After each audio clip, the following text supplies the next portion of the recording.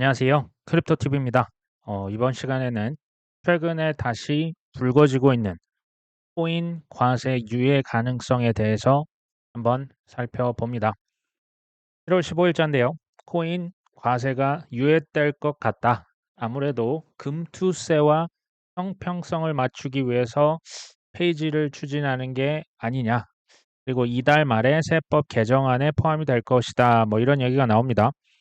이유는 여러 가지 있지만 과세 체계가 미비가 되었었고 청년층에 정치적 부담이 있다. 이런 얘기가 나오고 있고요. 지금 또 유예냐? 그러니까 찬성파가 있고 반대파가 있겠죠. 근데 코인 과세는 유예를 시켜도 불공정 거래했을 때 과징금은 더 늘릴 수 있다. 그건 당연한 얘기죠, 사실은. 지금 여기에서 정부 여당이 내년부터 시행되는 코인 과세를 유예하는 방안을 보시면 비중 있게 검토를 한답니다. 지금 두 차례 이미 유예가 됐었습니다. 근데 정부 여당이 금융투자소득세, 금투세 폐지를 추진하는 과정에서 이게 조금 형평성이 주식은 과세를 이제 밀어주고 여기 코인만 과세하면 가만 있진 않겠죠. 자, 기획재정부는 이르면 이달 말에 발표할 세법 개정안에 이 코인 과세 유예를 담는 방안을 지금 뉘앙스는 뭐냐면요. 정부 이제 기획재정부 이쪽은 특히 이제 여당 쪽은 코인 과세를 유예하고 싶은 겁니다. 내년 유예, 코인 과세 유예를 적극 검토 중에 있지만 아직 확정 이거 아닙니다. 7월 말에 세법 개정안 지금 저기 종부세다, 저기 상속세다 여러 가지 세법이 다 같이 이제 금투세까지 겹쳐서 있는 거죠. 이때 코인도 이제 한 꼭지로 들어가지 않겠냐. 최종 결론은 아니지만 한 차례 더 유예하는 방안에 무게가 실린다. 지금 보니까 이제 정치적으로 기싸움이 있다라는 게 좀 어느 정도 느껴지죠. 좀 과세 체계가 아직 완비되지 않았었다. 이게 가상자산 이용자 보호법 시행이 되는데 이 과세를 하려면 가상자산 법제화까지는 후속 입법이 몇 가지가 더 필요하다. 또 이제 투자자 보호에 이제 초점을 맞췄죠. 근데 가상자산 지금 이게요. 그 기타 자산으로 분류되는 거 아시죠? 그 복권이랑 좀 똑같거든요. 이게 무슨 자산이 말만 자산이지 자산으로 인정을 안 하면서 세금만 거두려고 하는 거죠, 사실은. 그리고 업종이라는 것을 애매한 거예요. 약간 사행업소 아직도 그런 느낌이 아주 강하거든요. 이거 세부적으로 규정을 해야 하는 2단계 입법이 필요하다. 이거는 굉장히 타당한 얘기로 들리고요. 어찌 됐건 과세 체계 시스템도 부족하고 후속 입법도 아직 안 돼 있고 야, 업종 구분도 안 해 놓고 세금을 하는 게 말이 되냐? 맞는 얘기라고 좀 보고요. 그리고 정부 여당은 폐지 입장을 정하고 얼마 전에 이제 더불어민주당 이재명 전 대표가 금투세에 대해서 유예 가능성을 거론했던 게 조금 컸지 않았나. 그러면서 금투세 과세가 이제 아무래도 수년될 가능성이 높아졌기 때문에 이제 같이 따라서 어떻게 됩니까? 코인까지도 같이 보조를 맞출 필요가 있지 않느냐. 이 말이요. 맞는 게 금투세와 특히 그러니까 주식과 코인이요. 세금을 이렇게 걷자는 게 예전에 같이 상정이 됐었고요. 이게 연기될 때도 항상 같이 유예가 됐었습니다. 그렇기 때문에 같이 가야 되는 거 아니냐. 하나만 되고 하나는 안 되면 그것도 사실 난감합니다. 그렇겠죠. 전 야당의 전 대표가 이거 이제 얘기를 하면서 급물살을 타고 있다. 국민의힘은 총선 때 이런 얘기 했었잖아요. 과세 연기를 검토하겠다. 더불어민주당은 공제 한도를 5천만 원까지 늘리고 여러 가지 2월 공제를 하겠다. 근데 이제 여기 담당하는 국세청보다는요. 이게 이제 결정은 사실 기획재정부 쪽이 먼저 이제 검토를 확정적으로 좀 어느 정도 해 줘야 그 부차적으로 저기 국세청에서 세금을 거두겠다. 이런 시스템이 되겠죠. 근데 기획재정부 장관은요. 지난달이면 이게 6월 달입니다. 6월 17일 때 이거 코인 과세 유예에 대해서 세법 개정안을 마련할 때까지 시간이 좀 있다. 아직 6개월 정도 있는데 검토 중이라는 말씀만 드릴 수 있다. 말을 아끼지만 기획재정부는 제가 보니까 코인 과세를 유예하고자 하는 이제 의도가 사실은 여기서 엿보이는 거죠. 하지만 뭐 이제 확정적은 아니다. 말을 지극히 지금까지도 사실 아끼고 있는 모양새입니다. 6월 17일 정확히 뭐라고 했나 봤더니요. 내년 그러니까 4달 말 발표되는 세법 개정안 이제 7월 말까지 이제 세법 개정안 내야 되는데 시간이 뭐 조금 있다. 그러니까 현재 검토 중이다. 그리고 이제 코인이 사실은 내년부터 과세가 시작이 된다면 이렇게 모호한 표현을 내놓는 건 사실은 조금 그 타이밍상으로는 뭔가 확정이 지금 안 됐다라는 뉘앙스를 강하게 두고 있는 거죠. 이때도 금투세와의 형평성을 얘기했습니다. 그리고 올해 1월 달에도 이제 뭐 대통령이나 여당은 금투세를 폐지하자 강력하게 했지만 이게 이제 민주당 그 반대로 인해서 계속 이제 뭐 시소 힘싸움을 했던 거잖아요. 자, 우선적으로 정부는 금투세를 폐지하겠다는 입장이고 가상자산의 경우에도 국회에서 논의돼야 할 사항이다. 이때는 이제 기획재정부에서 세제실장이 얘기를 했는데 이거 코인은 이거 지금 조금 국회에서 논의를 해야 된다라는 얘기는 이제 금투세랑 이것도 지금 맞물려서 나한테 뭐라고 하지 말아라. 국회에서 다 정해진 다음에 뭐 우리가 그거 이제 뭐 실행하고 이런 단계지. 그거 나한테 자꾸 물어보지 마라. 뭐 이런 식으로 얘기를 뭐 했던 기억이 납니다. 그러니까 이제 연초부터 사실은 코인 과세에 대해서 유예라고 하는 공간을 남겨뒀던 것을 우리가 지금 보고 계십니다. 제가 작년 기사를 한번 찾아봤어요. 23년도 11월 10일자인데요. 2027년 가상자산 자동 정보 교환을 앞두고 한국, 미국 등 각국에서 법을 정비하겠다. 이게 뭔지 봤더니요. 프랑스, 독일, 일본, 뭐 이제 영국, 미국 등 무려 48개 국가의 관할권 여기에서 암호화 자산, 코인을요. 서로 국가별로 자동 정보 교환 체계 이행을 확산하기 위해서 법 알아서 잘 바꿔놔. 근데 이게 워낙 그 법이라고 하는 게 금방 이렇게 바꾸기가 어렵지 않습니까? 그러니까 2027년도 코인에 대해서 정보를 서로 그러니까 쉽게 말하면 거래소끼리 누가 얼마에 사는지 그 정보 왔다 갔다 해야 이게 세금도 거칠 수가 있는 거 아닙니까? 탈세 막을 수 있으니까 그거를 위해서 법 알아서 정비해 여기에 지금 한국도 사인을 했던 겁니다.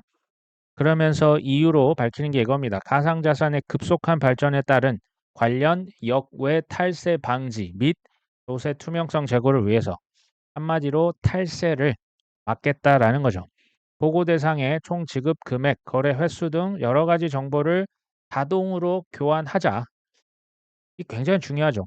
물론 우리 현재 예비 국세청장은 코인 과세에 문제 없습니다. 뭐 잘 준비하고 있죠. 이분의 실적은 그러니까 코인이 됐건 뭐가 됐건 세금을 많이 거두는 데 있기 때문에 이렇게 얘기를 하겠지만 지금 국제 공조가 제대로 안 되면 어떻게 된다? 이거 다 빠져나간다는 거예요. 이렇게 국제 공조를 하고 감시하는 이유가 뭐다? 지금 전 세계가요. 코인 세금을 걷기 위해 대동단결하는 겁니다. 역외 탈세를 방지하겠다. 조세 투명성 제고하겠다. 그 말이 그 말 아닙니까? 솔직히 25년부터 세금을 거둔다고 해도 예를 들면 뭐 바이낸스다. 뭐 다른 나라의 거래소로 보내놓고 이제 그냥 그 나라에 가서 뭐 그냥 현금화하면 실은 이게 쉽지 않아요. 왜냐하면 국세청에서 뭐 바이낸스다. 아니면 특히 이제 작은 뭐 해외 거래소한테 야 정보 내놔 하면 주겠습니까? 이 자기 나라 그 치외 그 법권도 아니지 않습니까? 그러니까 이게 사실상 한국에서 코인을 현금화하지 않는다면 과세는 제가 볼 때 이게 쉽지 않습니다. 이게 거의 불가능하거든요. 그래서 뭐 한다? 48개국에서 모이는 거예요. 코인 탈세, 야, 나도 도와줄 테니까 대신에 너도 나한테 정보 잘 넘기는 거야. 이건요, 역설적으로 코인이요, 얼마만큼 커질 자산인가를 우리에게 사실 얘기해 주는 거예요. 전 세계가 대동단결하지 않으면 코인 이거 탈세 못 막는다. 지금 이런 공감대가 위기감이 형성됐다. 이렇게 보시는 게 맞습니다.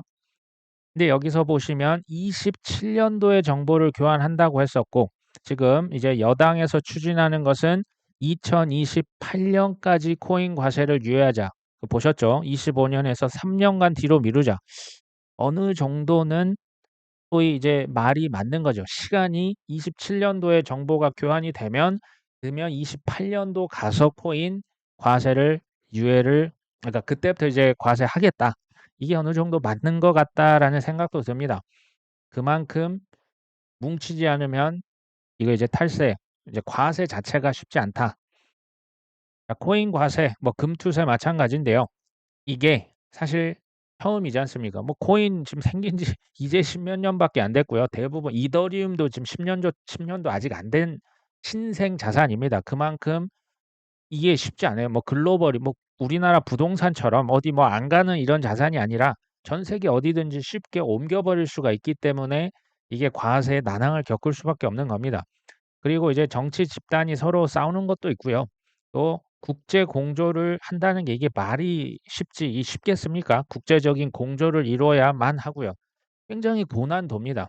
그래서 쉽지 않은데 어찌 됐건 금투세는 조금 폐지에 가까워지는 모양새죠. 여기에서 이제 야당 전 대표로 이게 지금 급물살을 일단 잘 탄 겁니다. 근데 이달 말까지 해서 세법 개정안에 뭐 종부세, 상속세, 뭐 금투세, 여기 코인도 과세에 대한 내용이 담길 예정입니다. 근데 담긴다고 해도요, 이게 하반기 어쨌든 국회 통과가 돼야 되지 않습니까? 이 최종 결정까지는 저는 진통이 예상됩니다. 저는 이것을 이제 코인 뭐 일부 언론이 얘기했던 것처럼 코인 과세 유예가 확정이다라고까지는 보진 않습니다. 예전에는 저는 한 8대 2 정도로 코인 과세 가능성이 더 높겠다라고 생각을 하고 있었는데요. 지금은 한 반반 정도 봅니다. 그러니까 생각보다 유예도 팽팽하고요. 과세도 여전히 팽팽합니다. 저는 이거 좀 더 지켜봐야 될 것 같습니다.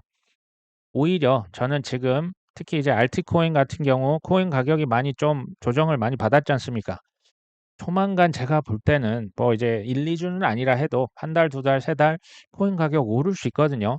그전에 코인 유예가 잘 통과가 됐으면 하는 뭐 저만의 바람은 아니겠죠. 우리 투자자들의 바람이 있습니다. 왜냐하면 코인 가격 22년도 하반기 기억나십니까? 안 그래도 코인 가격 떨어져서 썽질나 죽겠는데 지금 세금 내라고 지금 장난하냐? 지금 이 분위기로 가려면 지금 최대한 가격이 그래도 좀 재미없을 때 좀 이 급물살을 타는 게 유리하겠다라는 생각이 듭니다. 코인 과세에 대한 부분 뭐 한편으로 이 정도로 말씀을 드리고 최신 소식 중에 하나 최근에 특히 이제 리플 XRP 가격이 좀 많이 올랐잖아요.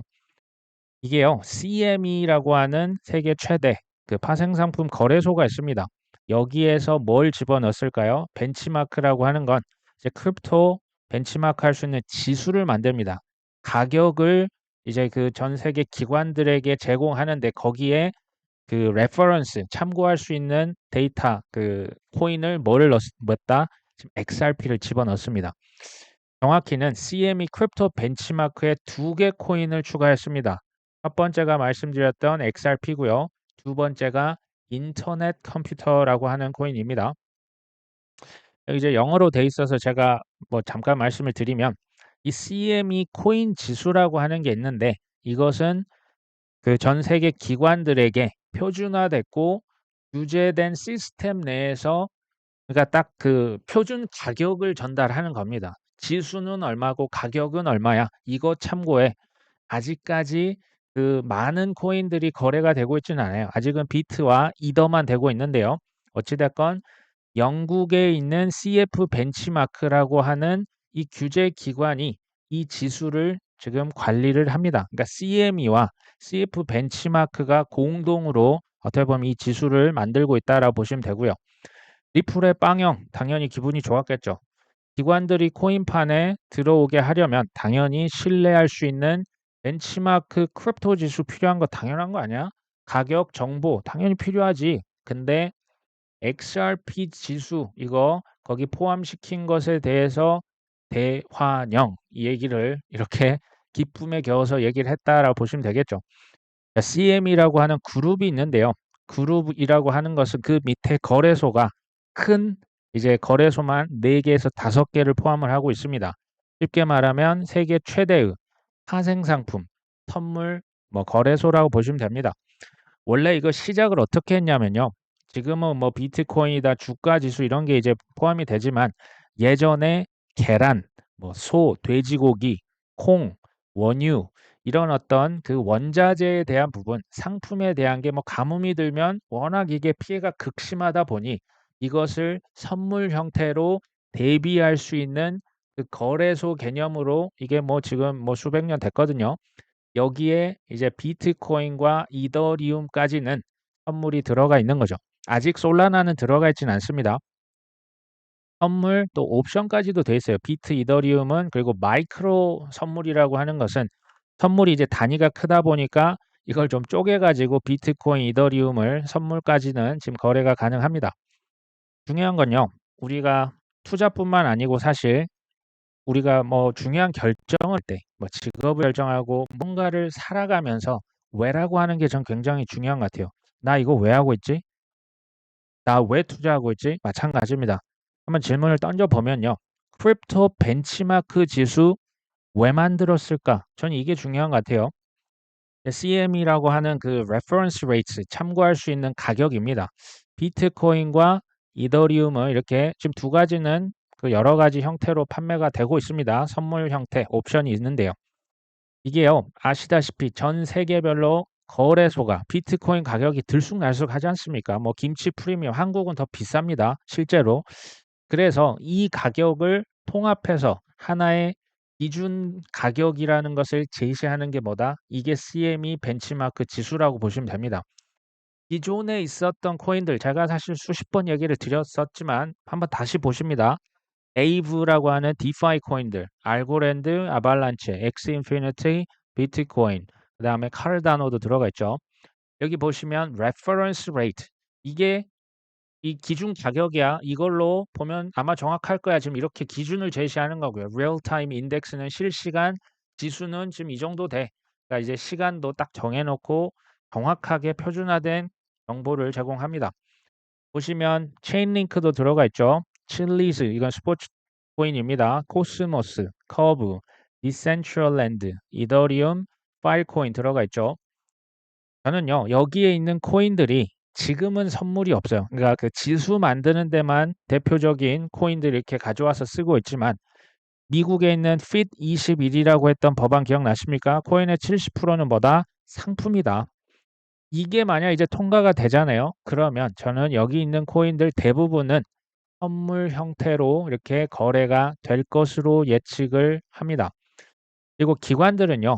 이런 코인, 선물이나 옵션을 통해서 위험을 해칭할 거고요. 여기에서 투자 기회를 당연히 잡겠죠. 이건 확정된 미래라고 저는 보여지고요. 라이트코인, 폴카닷, 폴리곤, 솔라나 여기 들어가 있죠. 그다음은 누가 봐도 우선순위는 솔라나가 될 것이다라는 생각이 들죠. 스텔라 루멘스, 신세틱스, 테조스 유니스왑까지 있습니다. 날짜까지 사실은 나왔어요. 7월 29일자로 아직 XRP, ICP가 들어간 건 아닙니다. 이게 이제 두 가지가 여기에 추가된다라고 하는 게 뭘 의미할까요? 이건요. 전 세계 기관들에게 지금 참고할 수 있는 크립토 대표 지수와 가격을 만드는 데 있어서 코인 두 개를 추가한 겁니다. 그러면요. 사실 XRP나 인터넷 컴퓨터가 대표격으로 여기에 추가가 됐다라고 보시는 게 맞습니다. 저는 이 코인들이 뭐 다른 코인 대비해서 가장 큰 소위 말한 대박이 날 것이다. 그거는 저는 모릅니다. 근데 제가 어느 정도 확신을 갖고 있는 건 최소 여기 있는 코인들이요. 몇 년 후에 사라지진 않을 것 같아요. 여기에 있는 코인 어차피 다 못 삽니다. 그렇기 때문에 여기에 있는 코인 중에 좀 공부를 해 보시고 몇 가지를 골라서 꾸준히 담아 가시면 좋겠다.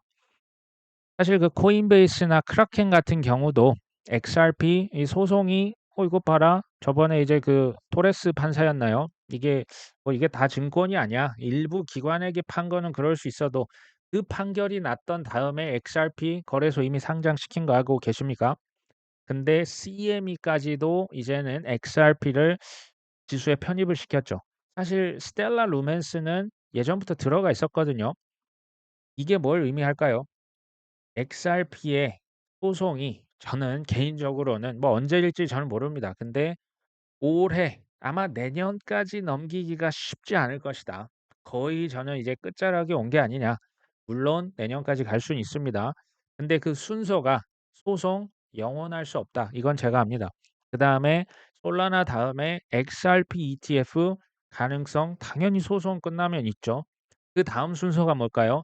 빵형이 노래를 불렀던 IPO 주식 상장시켜서 여기에서 큰 부를 그가 뭐 고생했잖아요. 여기에서 도 단위의 시세 차익을 거둘 수 있는 IPO 꼭 코인베이스랑 좀 비슷하게 하지 않겠냐.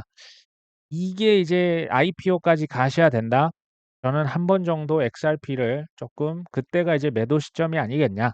혹시 지금까지 들고 계신다면 말씀을 드리는 겁니다. 뭐 지금 뭐 사람하라 이런 얘기 아니고요.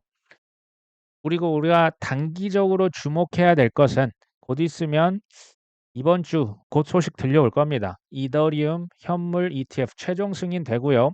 상장하면서 코인 뭐 지금 이미 분위기 자체가 조금 이제 바뀌었죠.